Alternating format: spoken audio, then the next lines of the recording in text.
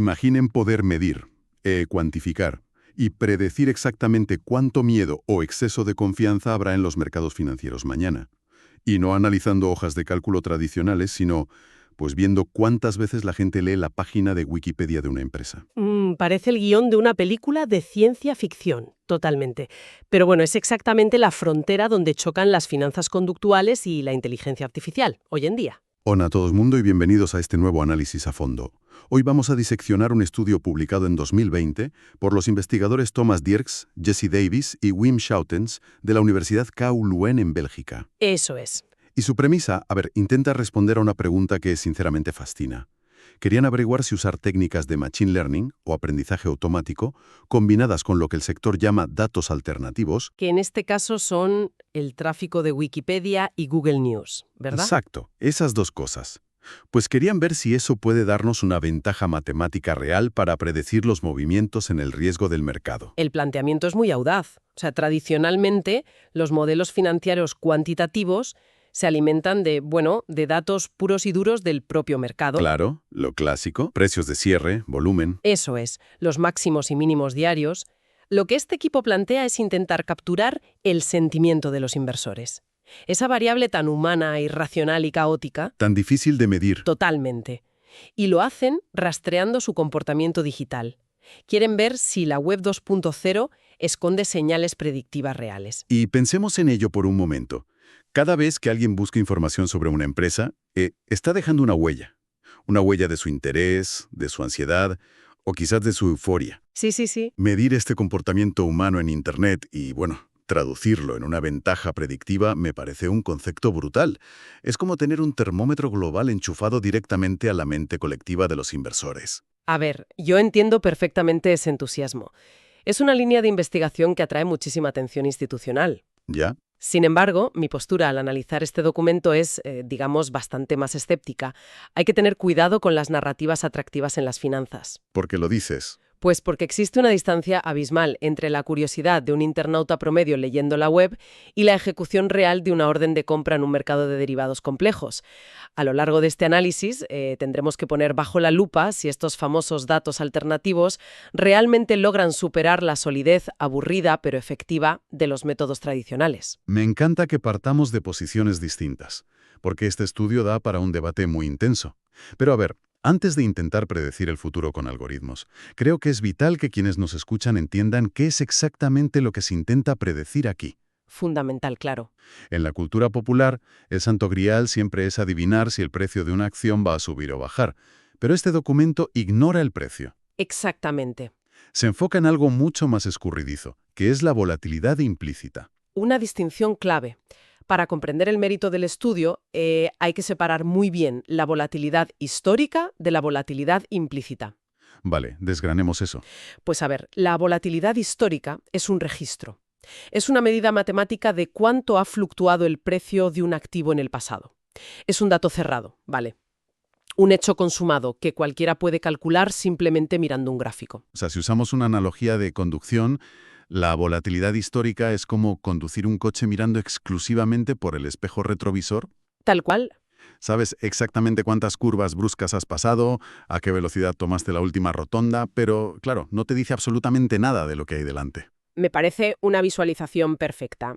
Y siguiendo con esa misma idea, la volatilidad implícita sería el equivalente a intentar leer qué tan potentes son los faros de los coches que vienen de frente para predecir si habrá un manco de niebla más adelante. Fíjate qué buena forma de verlo. Es una medida puramente prospectiva. Indica cuánto riesgo o turbulencia espera el mercado que tenga un activo en el futuro próximo. Y lo fascinante es que esta métrica no se observa directamente en el precio actual de la acción. Y aquí es donde la cosa se pone un poco técnica para la audiencia, pero vamos a desempacarlo. Si no está en el precio de la acción, ¿de dónde sacan los investigadores este número mágico que mide la expectativa de riesgo? Se extrae mediante ingeniería inversa. Se saca del precio de los contratos de opciones financieras, los famosos derivados. Opciones, ¿vale? Cuando alguien compra una opción, no está comprando la acción en sí. Está pagando una prima por el derecho a comprar o vender esa acción en una fecha futura, pero a un precio pactado. Para que nos entendamos, es como comprar un seguro para tu casa. Exacto. Si vives en una zona donde se espera un huracán la próxima semana, pues la compañía de seguros te va a cobrar una prima altísima porque el riesgo percibido es enorme. Lógico. Pues en el mercado financiero pasa igual. Si se espera turbulencia, por ejemplo, antes de un anuncio de beneficios de una empresa, los que venden esos contratos exigirán una prima mucho más alta para asumir el riesgo. Claro, se cubren las espaldas. Eso es. Y esa prima inflada es la que, al meterla en una ecuación matemática compleja, nos escupe el valor de la volatilidad implícita. Digamos que el precio del seguro revela el miedo al accidente. A nivel macroeconómico, el ejemplo más famoso de esto es el índice VIX, ¿no?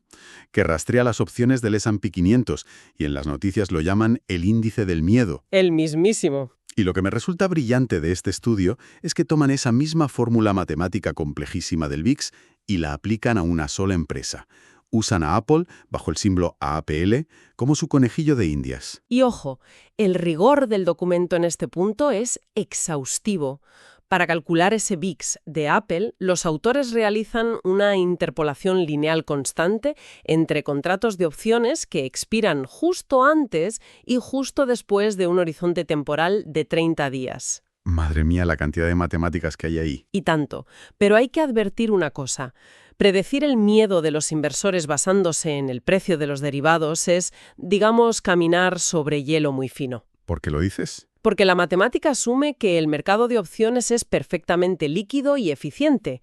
Eso es bastante cierto para un índice gigantesco como el S&P 500, pero incluso en una empresa titánica como Apple puede haber fricciones. Básicamente, los modelos están intentando predecir una expectativa sobre otra expectativa. Ya, es como un castillo de naipes. Pero fíjate que ahí es donde entra la justificación de usar la web 2.0. A ver. Si sabemos que el objetivo es predecir ese sentimiento futuro de miedo antes de que infle el precio de los seguros financieros, la pregunta lógica es, ¿dónde rastreamos las emociones humanas? Claro, ese es el salto. El estudio descarta la idea del inversor robótico y nos lleva de cabeza al terreno de las finanzas conductuales. Un terreno totalmente necesario. La teoría económica clásica fallaba estrepitosamente al asumir que el inversor era un homo economicus. Un ente puramente racional. Eso es. Alguien que procesa cada pieza de información del mundo de manera óptima y sin emociones. Ojalá fuéramos así a la hora de invertir, la verdad. Pero sabemos de sobra que somos un manojo de sesgos cognitivos. La literatura que citan subraya precisamente eso. Los humanos actúan de forma emocional y en momentos de incertidumbre muestran un clarísimo comportamiento de rebaño. O sea, el instinto de manada. Tal cual. Cuando no sabemos qué hacer, miramos qué están haciendo los demás y los imitamos. Asumimos que la multitud tiene información que a nosotros se nos escapa. Y ese instinto es lo que intentan capturar. Históricamente, en otras investigaciones se ha usado Twitter, ¿verdad? Para medir cuántas veces la gente tuitea palabras de pánico o euforia. Sí, Twitter ha sido el rey de esto. Pero este equipo decide pasar de Twitter y centrarse en dos métricas muy distintas: los conteos diarios de publicaciones sobre Apple en Google News y las estadísticas de visitas diarias a la página de Wikipedia de la empresa. ¿Por qué este cambio tan específico? Pues porque capturan dos dinámicas de información completamente opuestas. A ver, explícanos eso. Google News representa la información proyectada o empujada hacia el público. Es la narrativa que los medios deciden que es importante ese día. Vale. Y por el contrario, el tráfico de Wikipedia representa la información extraída por el usuario. Es un indicador puramente activo de la curiosidad o la necesidad imperiosa de la gente por informarse sobre algo. Y esa es la parte que a mí me vuela la cabeza. Y por eso defiendo el uso de Wikipedia aquí. O sea, imaginemos un martes cualquiera. ¿Vale? De repente, hay un pico masivo de 80.000 personas entrando simultáneamente a leer la biografía de Apple en Wikipedia. Eso no es casualidad. Evidentemente algo pasa. Es un síntoma evidente de que el rebaño se ha puesto en alerta. Quizás hay un rumor sobre la cadena de suministro en Asia o miedo a una caída en ventas. Esa atención colectiva, esa ansiedad por buscar información básica, debería ser la antesala de un movimiento en el riesgo del mercado. El argumento es persuasivo, no te lo voy a negar. La narrativa cuadra. Pero aquí es donde debemos aplicar la lupa crítica. Leer pasivamente sobre la historia de los fundadores de Apple en Wikipedia no requiere nada más que, aburrimiento o curiosidades del sofá de casa. ya. Operar en el mercado de opciones, sin embargo, requiere capital, cuentas con margen, conocimiento matemático y una sofisticación técnica altísima. Quienes mueven de verdad la aguja de la volatilidad son los creadores de mercado y los fondos de cobertura institucionales. Los peces gordos. Exacto. Y te aseguro que esos gestores de fondos no están ajustando sus carteras multimillonarias porque hayan visto un pico de visitas en Wikipedia. Tienen terminales Bloomberg de pago y analistas en nómina. Vale, entiendo tu punto. Me estás diciendo que quizás estamos midiendo el volumen de los gritos en las gradas del estadio y no las tácticas que están planeando los entrenadores en el banquillo. Es una analogía muy buena. Esa es exactamente la preocupación.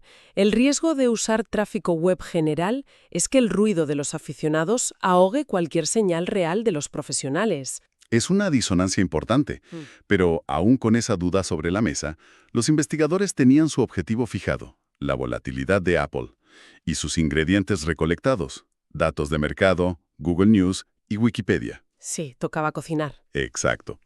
El siguiente paso monumental era meter todo esto en la coctelera algorítmica. Entramos de lleno en lo que podríamos llamar la sala de máquinas del estudio. Y es una sala de máquinas que presenta retos técnicos enormes. El primer detalle crucial es la ventana de tiempo que lograron analizar. ¿Sí? ¿Cuánta fue al final? Utilizaron datos diarios desde el 1 de enero de 2016 hasta el 31 de diciembre de 2017. 2 años completos. A ver, que para un humano suena a muchísimo tiempo analizando gráficos, pero asumo que para entrenar un modelo de inteligencia artificial no es bastante escaso. Es peligrosamente microscópico. Estamos hablando de unos 486 días de negociación activa en bolsa. Madre mía, nada. Nada. En el mundo del aprendizaje automático, los modelos a veces necesitan millones de ejemplos para aprender a distinguir un perro de un gato en una foto. Pedirle a un algoritmo que entienda el mercado financiero con solo 486 ejemplos es rozar lo imposible. Entonces, si tenían tan pocos días de información, ¿cómo alimentaron a los modelos para que tuvieran algo sustancial que analizar? Porque mencionan que partieron de solo 8 piezas de información diaria. Sí, muy poquitas. Precios de apertura, cierre, máximos, mínimos, el volumen, la volatilidad implícita del día, cuántas noticias salieron en Google y cuántas visitas tuvo Wikipedia. Solo 8 números por día. Y aquí es donde aplican una técnica esencial llamada ingeniería de características. ¿Y eso qué es? Pues como 8 variables son insuficientes para encontrar patrones ocultos, exprimen esos datos originales para generar 78 vectores distintos. Ah, vale. O sea, si seguimos con la idea de la cocina, es como si tuvieran solo 8 ingredientes básicos: harina, agua, sal, huevos. Y para que el algoritmo tuviera más pistas, extrajeron 78 texturas, olores y sabores diferentes de esos mismos ingredientes. Una ilustración perfecta. Lo que hicieron fue calcular inercias y tendencias. Usando análisis técnico, ¿no? Eso es, en lugar de darle al modelo solo el precio de hoy, le calcularon medias móviles de los últimos 5, 10 y 20 días, calcularon osciladores de momentum, el índice de fuerza relativa. El famoso RSI. Exacto, para ver si la acción estaba sobrecomprada o sobrevendida. Incluso crearon variables cruzadas que combinaban el tráfico de Wikipedia con las caídas de precio. De repente, el algoritmo ya no mira 8 números aislados, sino un tapiz enorme de 78 indicadores. Y fíjate, toda esta complejidad masiva tenía un único propósito: una sola pregunta que responder, lo cual me sorprendió por su simplicidad. Es que el objetivo era muy concreto. El objetivo predictivo fue estrictamente binario. O sea, la volatilidad de Apple va a subir o va a bajar al final de la jornada de mañana.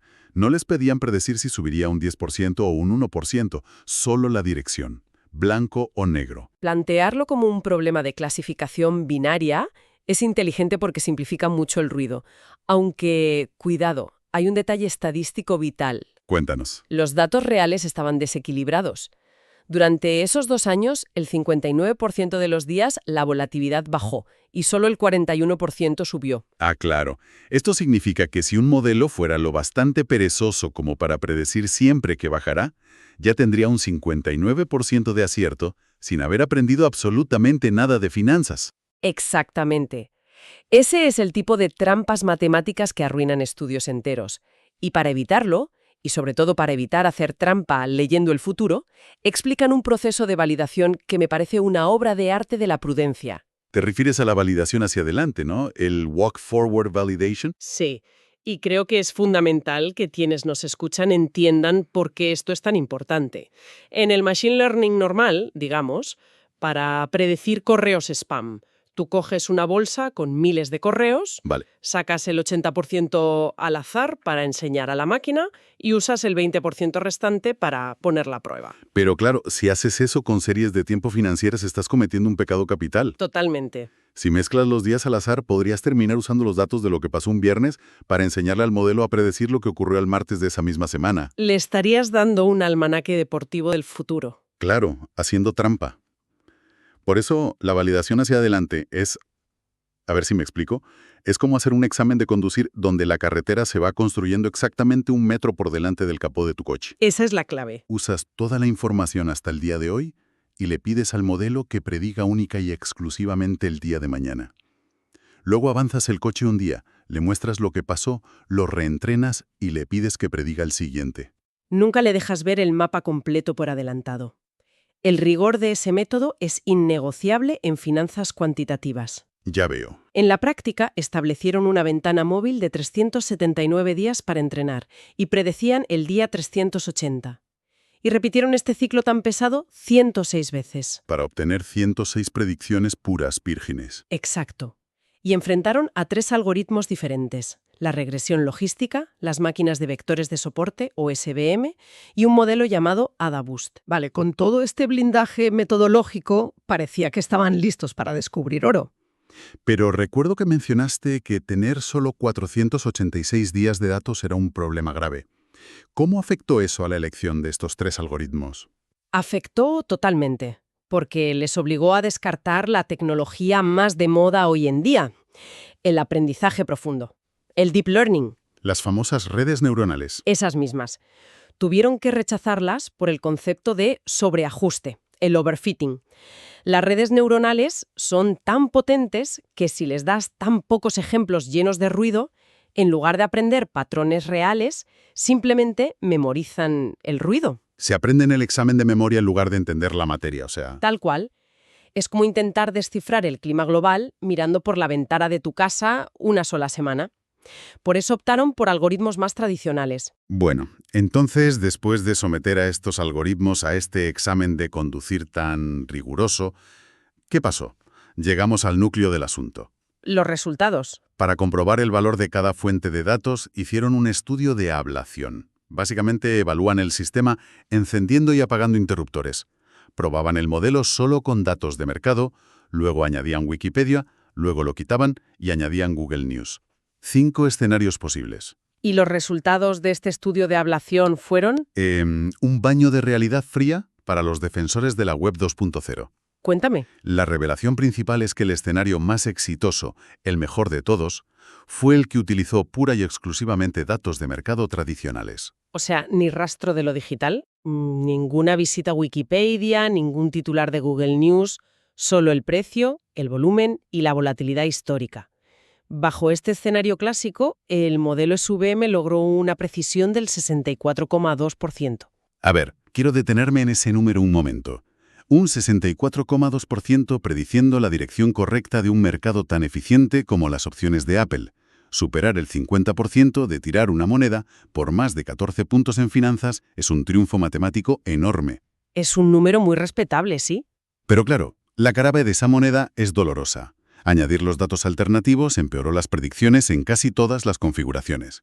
Fue un fracaso particularmente notable en el caso de Google News. Añadir las noticias diarias redujo sistemáticamente la precisión de todos los modelos. Actuaba como ruido, ¿no? Exacto. Era una fuente de datos tóxica que confundía a los algoritmos en lugar de orientarlos. Pero cuidado, que leyendo la tabla de resultados detalladamente, hay un giro de guión. Hay un matiz importantísimo que salva un poco el honor de los datos alternativos. A ver, ¿a qué te refieres? El modelo AdaBoost tuvo su rendimiento máximo histórico, alcanzando un 63% de precisión precisamente en el escenario donde se combinaron los datos de mercado con el tráfico de Wikipedia. Sí, es cierto. Y lo fascinante es que en ese mismo escenario exacto, el modelo de regresión logística fracasó estrepitosamente, cayendo casi al azar. ¿Por qué un algoritmo triunfa con Wikipedia y otro colapsa totalmente? Pues la respuesta radica en cómo piensa cada algoritmo. La regresión logística es un modelo lineal. Intenta dibujar una línea recta a través de los datos para separar los días que la volatilidad sube de los días que baja. ¿Vale?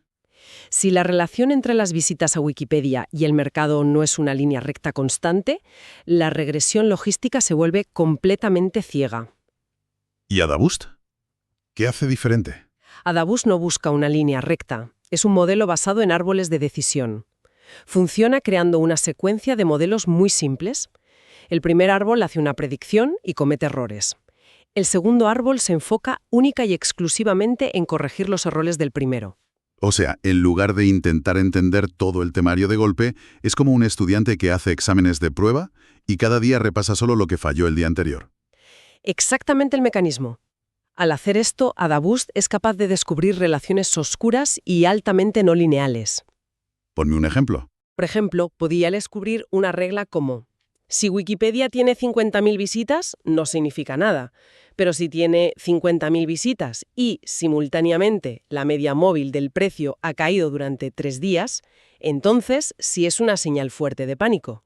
Adaboost puede ver esas intersecciones, que una línea recta ignora por completo. Por eso me entusiasma este resultado. Nos está diciendo que los datos alternativos sí tienen un valor predictivo oculto. El comportamiento de la masa guarda secretos. Solo necesitábamos el bisturí adecuado. El hallazgo es innegablemente fascinante desde la investigación pura. Demuestra que esas relaciones existen, pero, aplicando la navaja de Occam, la regla de parsimonia, la conclusión operativa es implacable. Ya, la practicidad. Claro.